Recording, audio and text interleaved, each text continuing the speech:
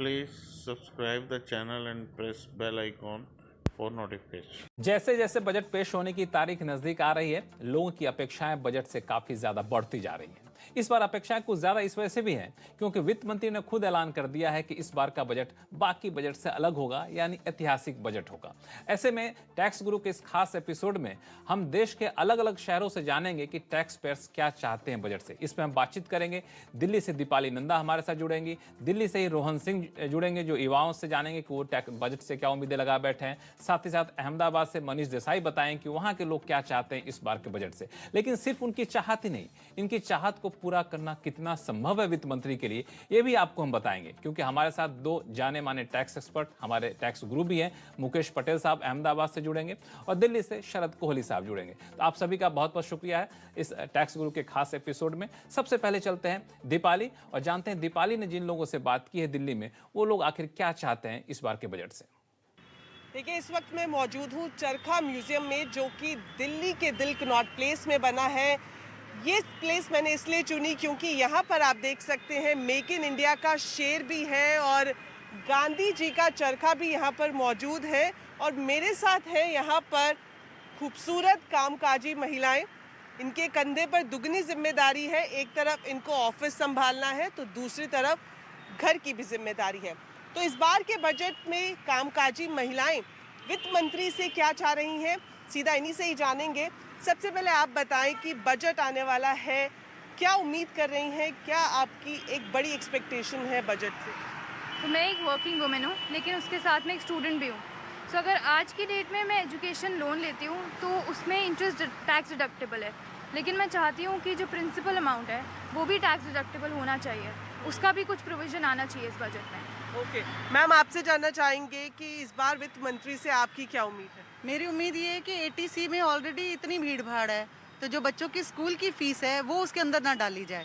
आप बताएं कि इस बार के बजट से आप क्या चाहती हैं वित्त मंत्री महिलाओं के लिए, खासतौर पर कामकाजी महिलाओं के लिए क्या कुछ राहत दें? मैं चाहती हूँ मेरे जैसी कामकाजी महिलाओं के लिए प्रॉपर्टी, मकान, घर खरीदने के लिए टैक्स में कुछ स्पेशल रिबेट दी जाए हम लोगों को। अदरवाइज़ तो मिलती ही है, बट महिलाओं को स्पेशल रिबेट दी जाए ताकि वो सशक्त हों और अपना घर खरीद सके। इस बार के बजट में आपकी क्या उम्मीद है? मेरी उम्मीद ये है कि मैं कामकाजी हूँ और मुझे बाकी खर्चे भी करने होते हैं, तो मर्दों के कंपैरिजन में मुझे या तो स्लैब रेट में कमी दी जाए या फिर कोई और तरह का, किसी भी तरह का रिबेट दिया जाए, क्योंकि मुझे घर और ऑफिस दोनों देखना होता है।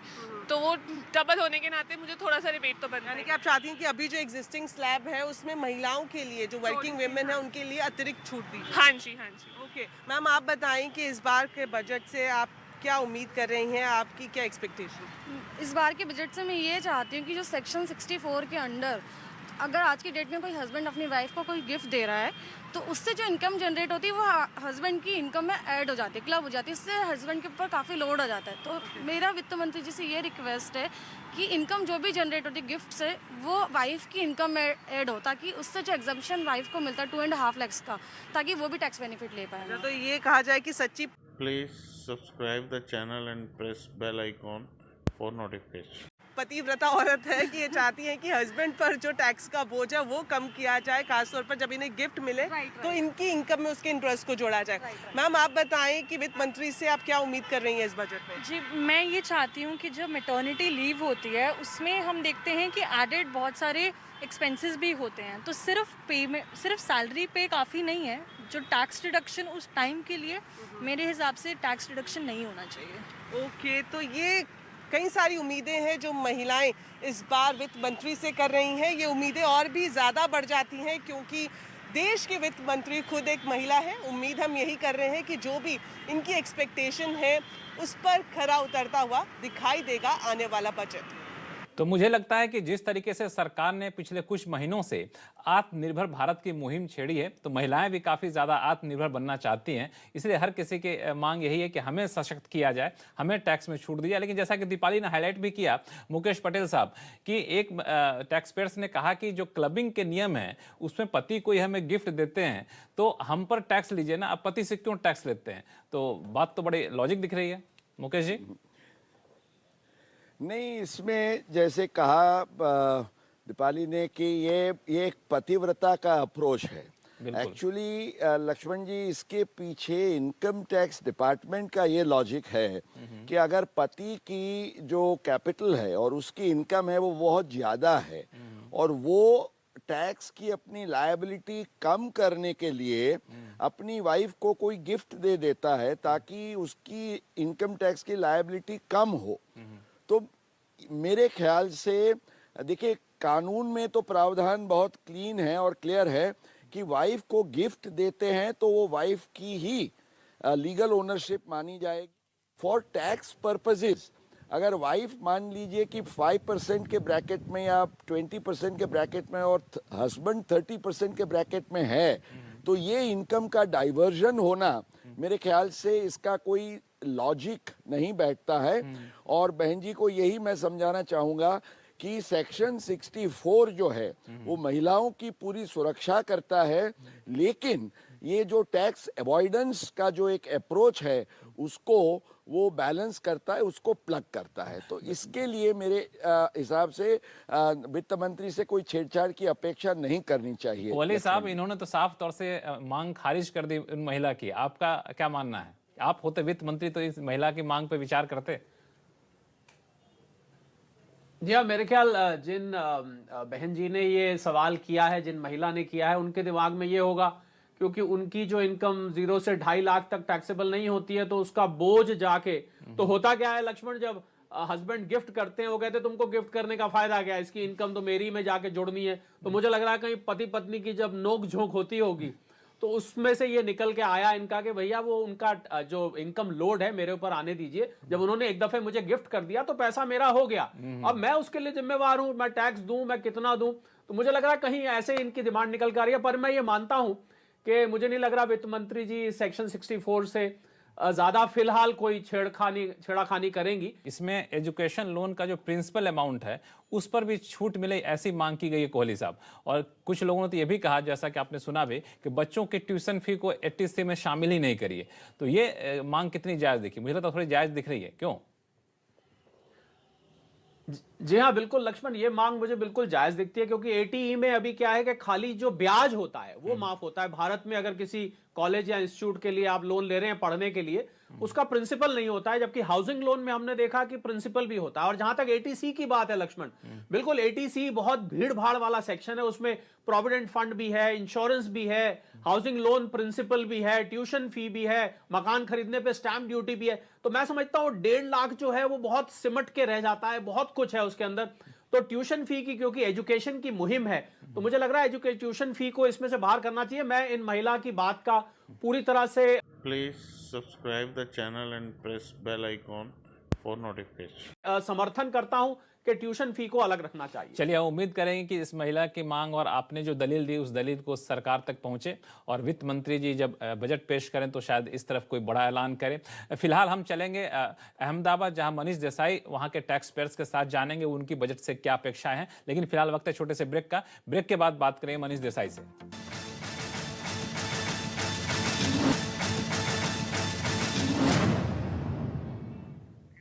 ब्रेक के बाद एक बार फिर से आपका स्वागत है। आप देख रहे हैं टैक्स गुरु बजट स्पेशल, जहां देश के अलग अलग शहरों से हम जान रहे हैं कि आखिर उनकी बजट से क्या उम्मीदें हैं, खास तौर से टैक्स के मोर्चे पर, और उन उम्मीदों को पूरा करना कितना मुमकिन है वित्त मंत्री के लिए, ये भी बताएंगे इसी शो में, क्योंकि हमारे साथ जुड़े हुए हैं 2 टैक्स एक्सपर्ट, मुकेश पटेल साहब और शरद कोहली साहब। तो अब वक्त हो चला चलने का अहमदाबाद, जहां मनीष देसाई हमारे सहयोगी वहां के टैक्स पेयर्स के साथ हैं। तो आइए देखते हैं कि मनीष देसाई जी से बातचीत में वहां के टैक्स पेयर्स ने क्या अपेक्षाएं जताई हैं। इस वक्त हम खड़े हैं अहमदाबाद के एसजी हाईवे पर। हमारे साथ कुछ लोग हैं, महिलाएं हैं, टैक्स पेयर लोग हैं, स्टूडेंट्स भी हैं। इनसे जानते हैं कि आने वाले बजट में वित्त मंत्री से इनकी क्या अपेक्षा है। आप बताइए, आप क्या काम करते हैं और आप क्या चाहते हैं वित्त मंत्री से? अगर गवर्नमेंट थोड़े टैक्स स्लैब्स को रैशनलाइज करे, अपने इनकम टैक्स रेट्स को थोड़ा और कम करे, तो हमारे हाथ में डिस्पोजेबल इनकम ज़्यादा रहेगी। In a way that will boost demand for the country, और इसी तरह से इकोनॉमी भी रिवाइव होगी। मैडम, आप क्या चाहेंगे? हाउसवाइफ्स की बात करें तो यहाँ पे कुछ अलग तरह की हाउसवाइफ्स होती है। जैसे थोड़ी लोग होते हैं जिनको कोई फ़र्क नहीं पड़ता है बजट से, बट ऐसे बहुत सारे घर हैं जहाँ पे बजट से बहुत फ़र्क पड़ता है। राशन का जो प्राइस होता है वो डिक्रीज़ हो जाए, फिर गैस प्राइसेस डिक्रीज़ हो जाए, जो इन्फ्लेशन है वो थोड़ा कम हो जाए तो ज़्यादा अच्छा रहेगा हाउसवाइफ्स के लिए। इसके लिए आप सरकार से क्या चाहते हैं, किस तरह के कदम उठाए? सरकार चाहती है कि इन्फ्लेशन पे थोड़ा सा कंट्रोल रखे और टैक्स स्लैब भी जो है अभी कोविड के चलते थोड़ा सा इंक्रीज कर दें तो सबके लिए बेनिफिशियल होगा। कुछ सीनियर सिटीजन है, आप बताइए कमल भाई, आप क्या चाहते हैं? मेरा नाम कमल गांधी है, मैं अहमदाबाद में रहता हूँ। मैं यही चाहता हूँ कि जो टैक्स लिमिट होती है वो 5 लाख के बजाय 7.5 लाख जो हो जावे, तो हम जैसे सिटीजन वाले को दूसरा कोई इनकम होती नहीं है, तो 7.5 लाख हो जावे तो उनको टैक्स में थोड़ा फ़ायदा हुए। वो वित्त मंत्री से मैं वही उम्मीद करता हूँ। मैं तो जो आम आदमी की टैक्स लिमिट है और सीनियर सिटीजन की टैक्स लिमिट है उसमें बढ़ोतरी होनी चाहिए। आप बताइए, आप स्टूडेंट है, आप क्या चाहती है वित्त मंत्री से?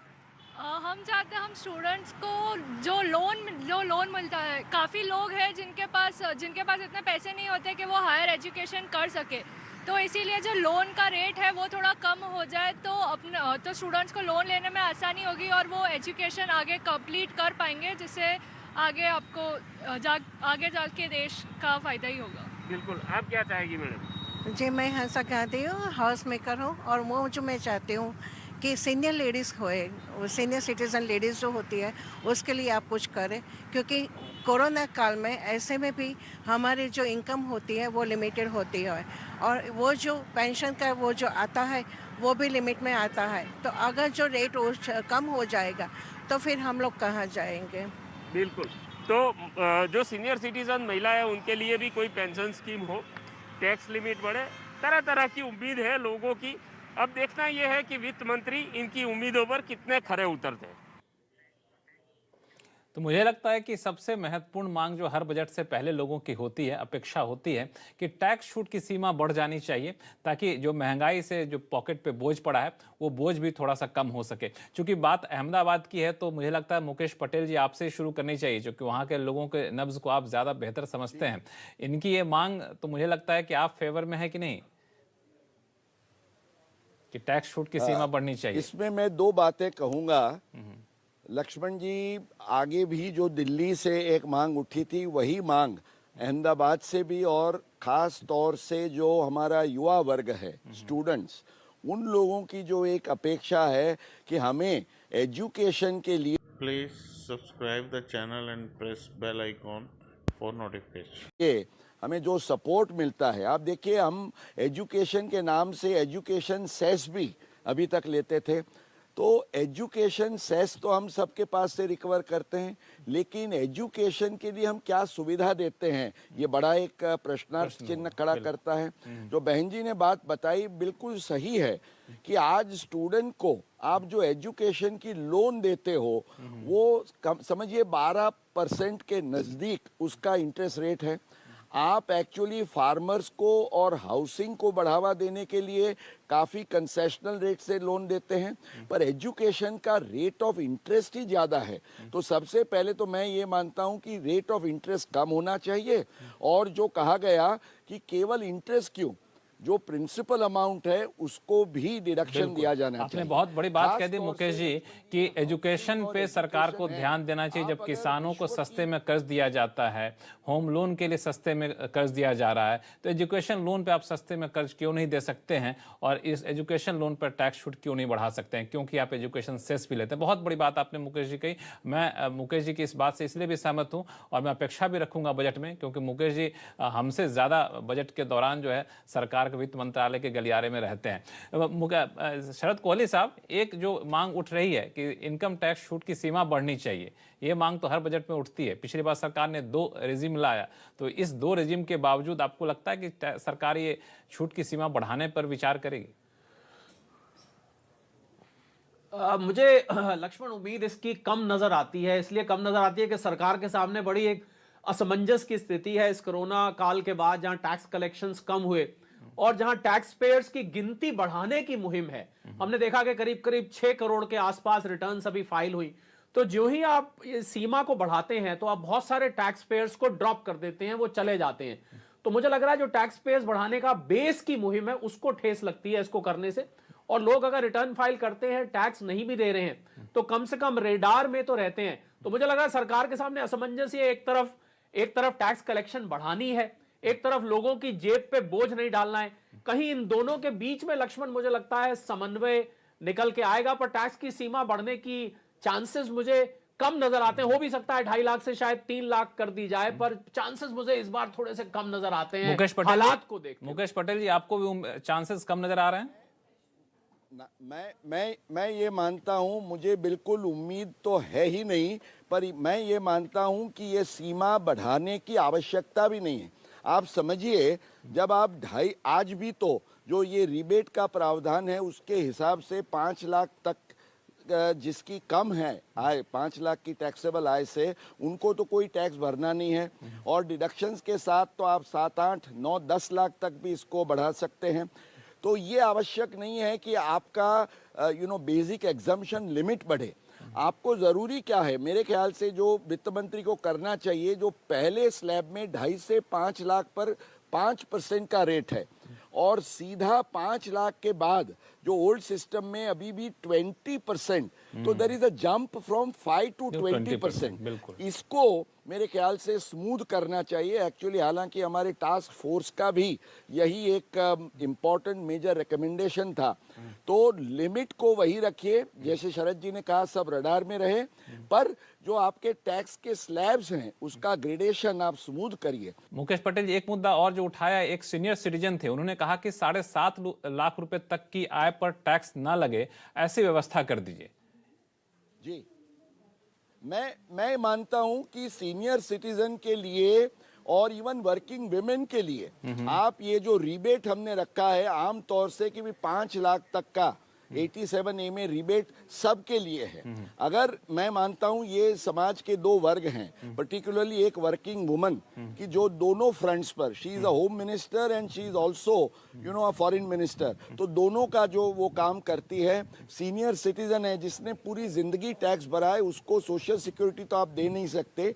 ये दोनों के लिए रिबेट की जो प्रोविजन है, लक्ष्मण जी, वो हायर रख सकते हैं ताकि you are not disturbing the entire setup.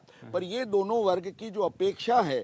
Please subscribe the channel and press bell icon for notification. उसको हम जरूर परिपूर्ण करें। चलिए, फिलहाल अब हम चलेंगे अगले सेगमेंट में दिल्ली, जहां रोहन सिंह वहां के टैक्स पेयर्स के साथ बातचीत कर रहे होंगे। लेकिन फिलहाल वक्त हो चला ब्रेक का। ब्रेक के बाद बताएंगे कि दिल्ली के टैक्स पेयर्स की जो उम्मीदें हैं, उन उम्मीदों को पूरा कर पाना कितना मुमकिन है वित्त मंत्री के लिए।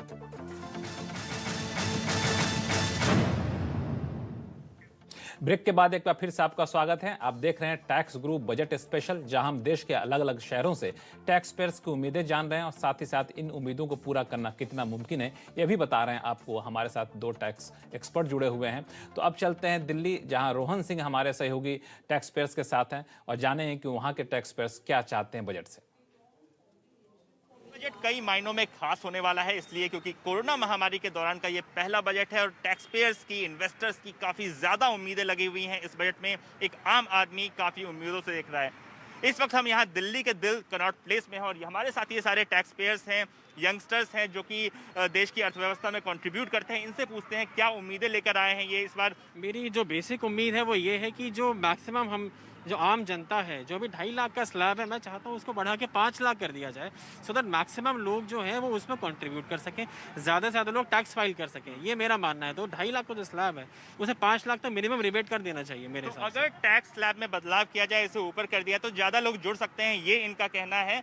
लेकिन एक और बात करते हैं, अगर हम स्टॉक मार्केट की बात करें तो स्टॉक मार्केट में जो इन्वेस्ट करते हैं, आप यहाँ स्टॉक मार्केट में इन्वेस्ट करते हैं, स्टॉक मार्केट की क्या उम्मीदें हैं? किस तरह का बदलाव हो, ज़्यादा इन्वेस्टर्स को फ़ायदा हो, लोगों को फ़ायदा हो? देखिए, आज जो 3 से 4% लोग ही सिर्फ स्टॉक मार्केट में इन्वेस्ट करते हैं, तो मेरा ये मानना है गवर्नमेंट को कुछ ऐसे स्टेप्स लेने चाहिए जिससे लोग इसमें ज़्यादा जुड़ें। जैसे एग्जांपल ये है कि अगर लॉन्ग टर्म कैपिटल गेन अगर हम उसको ज़ीरो कर दें, जो कुछ साल पहले तक होता था, ये लोगों को और इंकरेज करेगा मार्केट से जुड़ने के लिए, ताकि उनका टैक्स कम हो। तो अगर हम ये चाहते हैं कि हमारे स्टॉक मार्केट में पार्टिसिपेशन और बढ़े, तो ELSS को NPS की तरह, जैसे वो अलग सेगमेंट है, ELSS को उसको अलग कर देना चाहिए ATC से, ताकि लोग और जुड़े इससे, ELSS से, और उसमें इन्वेस्टमेंट करें। ये जो बजट होने वाला है उसमें एक खास बात होने वाली है कि ये कोरोना बजट होने वाला है, कोरोना पे पूरा ध्यान होने वाला है, और स्वास्थ्य पे, मेडिकल पे बहुत ज़्यादा फोकस होने वाला है। ऐसे में जो मेडिकल को लेकर छूट मिलती है उसके बारे में अगर हम बात करें, क्या आपको लगता है काफ़ी है, उसमें कुछ बदलाव की ज़रूरत है? जी देखिए, जैसे ही कोरोना महामारी का समय है, मेडिकल खर्च लोगों का बहुत ज़्यादा रहा है, लाखों में रहा है। सो लोग पूछते हैं हमसे भी कि क्या हमें डिडक्शन मिल सकती है इसकी। जो मौजूदा सीमा है इसकी डिडक्शन की वो है 25,000 या 50,000 वरिष्ठ नागरिक के लिए, जो कि कुछ भी नहीं है आज के दौर के हिसाब से। तो इसमें गवर्नमेंट को बहुत महत्वपूर्ण और बहुत बड़ा चेंज करने की ज़रूरत है, बिकॉज ये लिमिट किसी काम की नहीं रही है आज के दौर के हिसाब से, खास तौर से कोरोना महामारी के तो मेडिकल पे जो डिडक्शन होता है वो काफ़ी नहीं है, इनका कहना है। लेकिन एक और चीज़ जिस पर लोगों की नज़र रहती है, होम बायर्स, होम लोन पे मिलने वाली जो छूट है, ये बताइए कि उसमें अगर बदलाव की बात की जाए तो किस तरह का बदलाव हो सकता है? देखिए, एक आम आदमी को घर चाहिए होता है। आज घर की कीमत बहुत ऊपर जा चुकी है और रियल एस्टेट इकोनॉमी 3 साल से नीचे जा रही है। मुझे लगता है कि जो टैक्स डिडक्शन है होम लोन में, हमारे हाउसिंग लोन में 2 लाख है, वो 3 लाख, 4 लाख या 5 लाख कर दीजिए। इससे फ़ायदा ये होगा कि आपकी जेब बचेगी, आम आदमी की जेब बचेगी। उसी के साथ साथ जो रियल एस्टेट इकोनॉमी है जो इतना नीचे चली गई है वो भी उठेगी। तो यहाँ बिल्डर को भी फ़ायदा होगा और आम आदमी की जेब भी बच जाएगी। तो टैक्स डिडक्शन को जो हमारा होम लोन का है 2 लाख से अगर 4 लाख भी हो जाए, 5 भी हो जाए, तो बहुत हमारी जेब में फ़र्क पड़ेगा। तो होम लोन से लेकर मेडिकल के खर्च और स्टॉक मार्केट से लेकर इनकम टैक्स तक ये मांग रही है। यहाँ विश लिस्ट है यंगस्टर्स की, युवाओं की, जो चाहते हैं कि ये सारे बदलाव वित्त मंत्री आने वाले बजट में करें। तो मुझे लगता है रोहन ने जिन लोगों से Please subscribe the channel and press bell icon for notification. बात की, उन्होंने एक उभरते हुए वर्ग की जो अपेक्षाएं हैं बजट से, युवा वर्ग की जो अपेक्षाएं हैं बजट से, वो बिल्कुल साफ तौर से हर किसी ने जाहिर कर दी है। लेकिन इसमें एक जो बात मुझे सबसे ज़्यादा महत्वपूर्ण दिखी वो है होम लोन पर ब्याज छूट पर सीमा बढ़नी चाहिए। दरअसल सरकार ने 3 आत्मनिर्भर पैकेज के दौरान रियल एस्टेट सेक्टर के लिए कई सारे ऐलान किए हैं और होम लोन पर जो ब्याज पर छूट की सीमा लंबे समय से एक ही सीलिंग रही है। तो शरद कोहली साहब, क्या लगता है होम लोन के ब्याज पर छूट की सीमा बढ़नी चाहिए? जी हाँ, बिल्कुल लक्ष्मण। अगर हम इन्फ्लेशन इंडेक्स को देखें पिछले कुछ सालों का, तो घर भले ही अफोर्डेबल हाउसिंग की बात होती है, वहां 45 लाख तक के जो घर हैं, पर हम ये देखें कि घरों की कीमतें बढ़ी हैं। हालांकि रियल एस्टेट इंडस्ट्री ओवरऑल सफर करती रही है।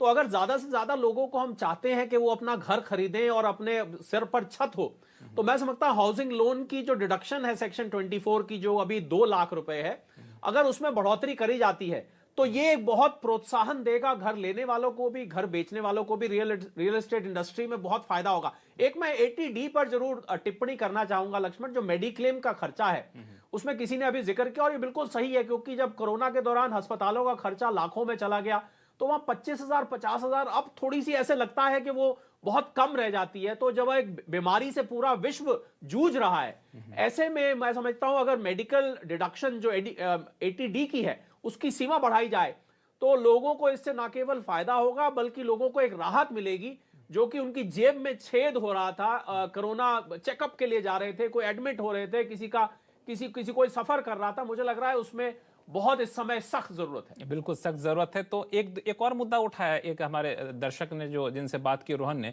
वो ये कि शेयरों के मुनाफे पर जो LTCG लगता है, long term capital gains tax, उसको खत्म करना चाहिए। मुकेश पटेल जी, आप इस मुद्दे को काफी बारीकी से अध्ययन भी किए हुए हैं पिछले दिनों जब टास्क फोर्स की रिपोर्ट आप सौंप रहे थे, तो आपका क्या विचार है? जी, मैं लक्ष्मण जी ये मानता हूं कि लॉन्ग टर्म कैपिटल गेन पर टैक्स को जीरो नहीं करना चाहिए, इस कारण से क्योंकि जब जीरो रिजीम था तब ये प्रावधान का काफ़ी मिसयूज हुआ। जो पेनी स्टॉक वगैरह के जो केसेस उभरे उसके कारण सरकार को ये प्रोविज़न लाना पड़ा। तो जब टैक्स होता है तो ट्रैकिंग होता है, पर मैं ये मानता हूँ, मैं इसकी जो पहलू की दूसरी बाजू है उसको मैं फुल सपोर्ट करता हूँ कि कैपिटल मार्केट को प्रोत्साहन देने के लिए कुछ ठोस चीज़ें करनी चाहिए। तो मेरा एक सुझाव ये है, और शायद CNBC आवाज़ की ओर से भी ये हम रख सकते हैं, कि जैसे कई सालों पहले एक प्रोविज़न था कि मार्केट में आपका गेन होता है और वो गेन को आप और एक कोई स्टॉक या म्यूचुअल फंड में लगाते हैं। माना मैं एक से दूसरे स्टॉक या एक से दूसरे फंड में जब निवेश करता हूं, means if I am rolling over the stock gain into another stock, तब तक उसको टैक्स नहीं करना चाहिए। जब मैं एनकैश करता हूं प्रॉफिट और घर ले जाता हूं तभी आप उसको टैक्स करिए।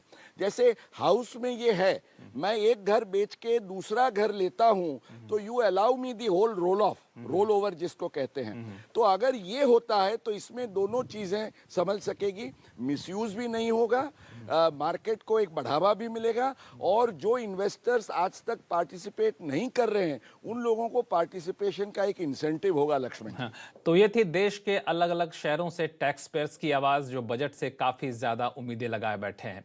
चाहे दिल्ली के टैक्स पेयर्स हो या फिर अहमदाबाद के टैक्स पेयर्स हो, हर किसी की एक ही मांग है कि टैक्स छूट की सीमा बढ़े, टैक्स बचत करने के और ज्यादा साधन यहाँ पे मिले। लेकिन सरकार की चुनौती अभी काफी ज्यादा है, जैसा कि हमारे दोनों टैक्स गुरु ने बताया। तो दोनों टैक्स गुरु, आप दोनों का बहुत बहुत शुक्रिया हमारे सभी दर्शकों से जो भी अपेक्षाएं थी उन अपेक्षाओं पर अपनी टिप्पणी देने के लिए, और साथ ही साथ हमारे तीनों सहयोगी का शुक्रिया कि इन्होंने अलग अलग शहरों से टैक्स पेयर्स की आवाज हम तक पहुंचाई। टैक्स गुरु में फिलहाल इतना ही। Please subscribe the channel and press bell icon for notification.